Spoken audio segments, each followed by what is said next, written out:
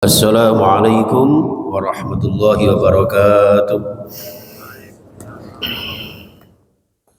Innal hamdalillah alhamdulillah summa alhamdulillah bismillahi bi'aunillah la haula wala quwwata illa billah.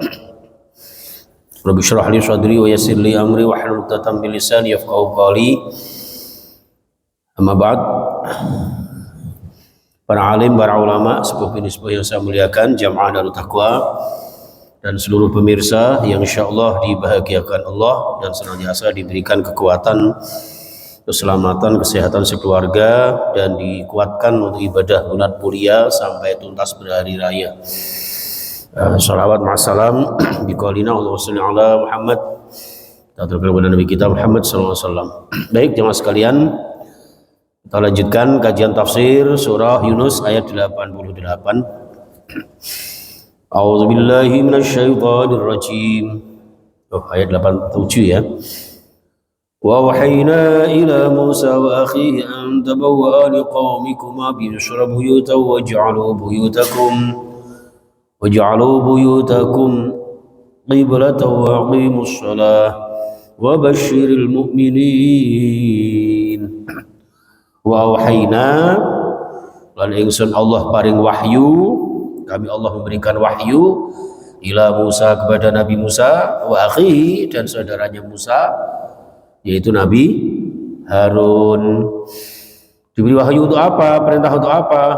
Antabawwa liqaumikuma bi Misra, supaya kalian berdua ya mengambil bagian, mengambil kapling di qaumikuma untuk kaum kalian berdua. Kapling di mana? Bi Misra, di kota atau di negeri Mesir.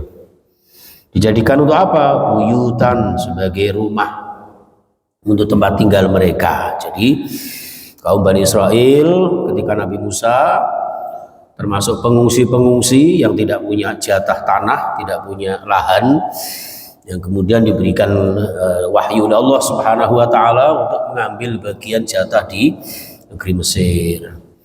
Waj'alu buyutakum, dengan syarat jadikanlah oleh kalian buyutakum, rumah-rumah kalian, ya kalian berdua saumat-umat ini wau, dijadikan kiblatan, sebagai kiblat. Artinya apa? Jadikan untuk tempat ibadah. Ini kalau ditafsirkan dalam konteks kekinian jamaah sekalian, jadikan rumah-rumah kula jenengan itu sebagai tempat ibadah. Rabbi anzilni munzalam mubarakah wa anta khairul munzilin. Jadi kula jenengan ditempatkan Allah di sebuah rumah, di sebuah tempat tinggal. Jadikan tempat tinggal kula jenengan sebagai tempat tinggal yang barokah, yaitu tempat untuk beribadah.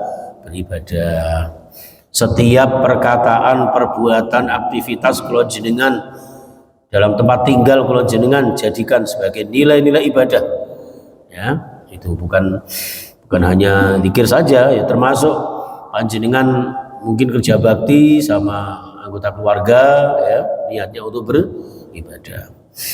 Wabil khusus wa aqimus shalah, dan tegakkan salat. Jadikan rumah kula jenengan, kalau dalam hadis Rasulullah, zayyinu buyutakum bis sholati wa qiraatil Quran, hiasi rumah kalian dengan digunakan untuk ibadah sholat dan membaca Al-Quran.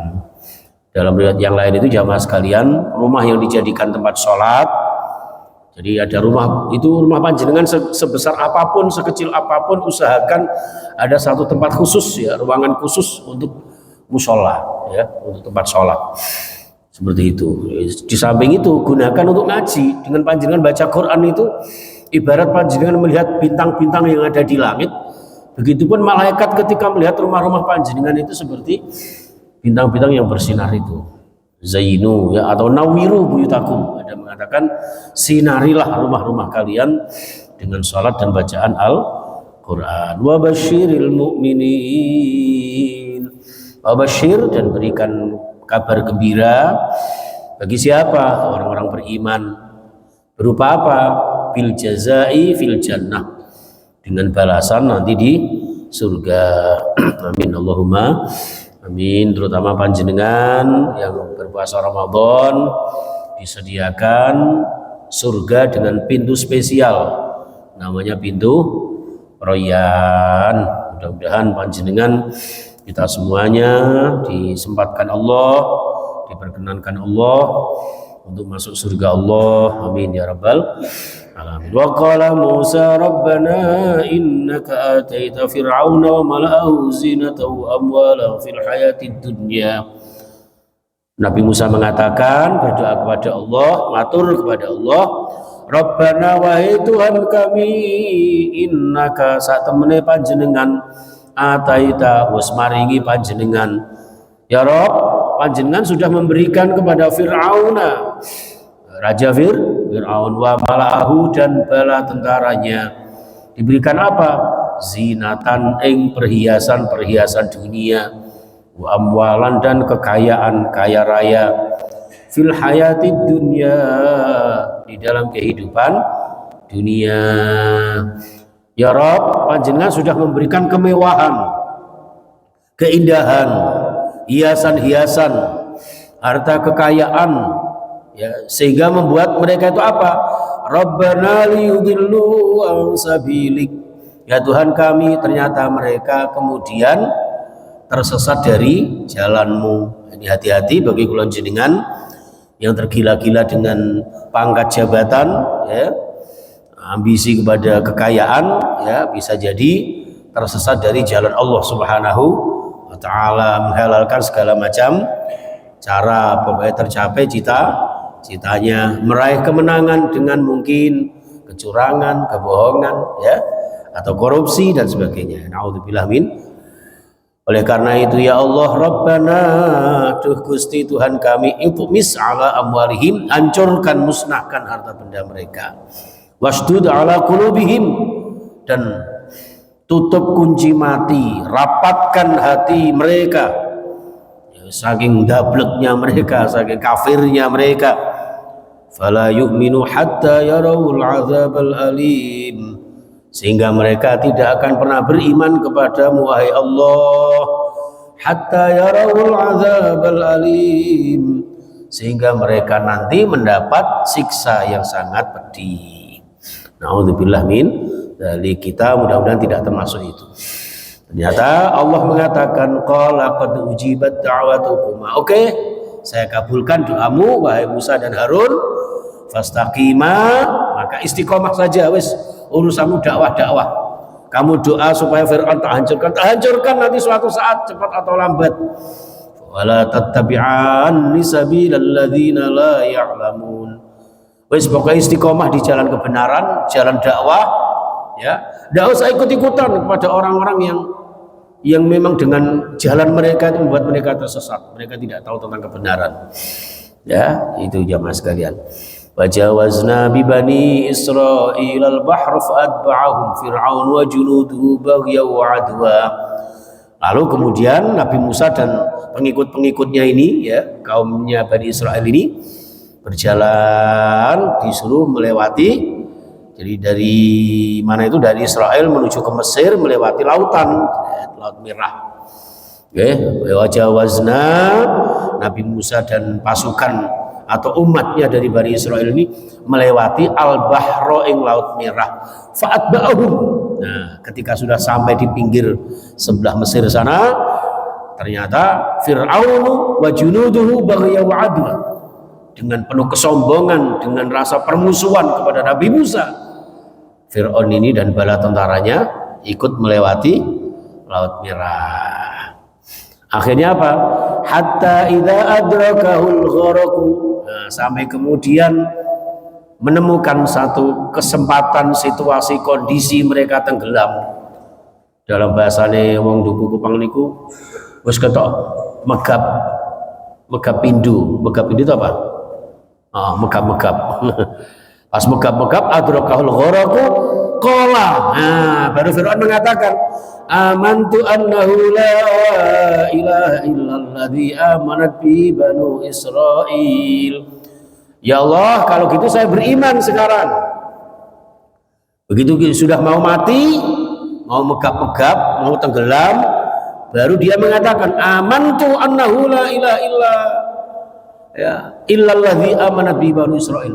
Mulai sekarang saya akan beriman kepada Tuhan yang tiada Tuhan selain apa yang diimani oleh Bani Israel dan Nabi Musa. Wa ana minal muslimin, dan saya akan menjadi kaum muslim. Jadi Fir'aun itu sempat mau masuk Islam, sempat mau mengucapkan 2 kalimat syahadat.